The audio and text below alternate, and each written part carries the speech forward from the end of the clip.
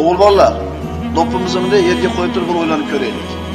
Ko'chadan faqat yaxshi gapimizni olib kelaylik ota-onalarning oldiga. Ota-ona u qoppas axlat tashlaydigan. Ko'chadagi qiyinchilik, ko'chadagi yetishmovchilik, ko'chadagi muammo, mushkulotlarni ko'tarib olib kelib, ota-onaga to'kib yayiladi-da banda. Yoziladi. Bir o'sha bolalar bilan gaplashgan edim. Ota-onaga aytish kerak emas desam, nimaga deydi? Nimaga aytish kerak desam, yoziladi matin deydi. To'g'ri, ota-onagasi yozilasan, ota-onang nima bo'ladi? Sendan boshqa yana 5 ta farzandi bor edi. Endi ular ham hammasi kelib turib shu boyaga g'amini, tashvishini tashaversa ota-onaga. Ota-ona nima bo'ladi? Tezroq tugaydi-da. O'shuning uchun kenja farzandlar bormi ota bilan qolganlar? Bormi? Qo'l ko'tarib qo'yinglar-da. Aka-ukalar chiqib ketgan. Ha, sizlarga bittasini o'rgatib qo'yaman. Shunaqa g'idi qilayotganda aka, "Menga chiqing" deb turib, "Nechaga kirdingiz?"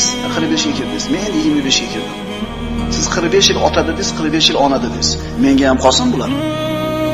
Olib kelsanglar, yaxshi gapinglarni gapiringlar. Bo'lmasam ko'chaga tashlab olsam kelmanglar. Sizlar dardinglarni aytib ketasizlar, menga keladi. Ota-onam o'ziga keladi. Shuning uchun yaxshi gap bo'lsa gapiringlar, bo'lmasa o'shuni gapirmanglar.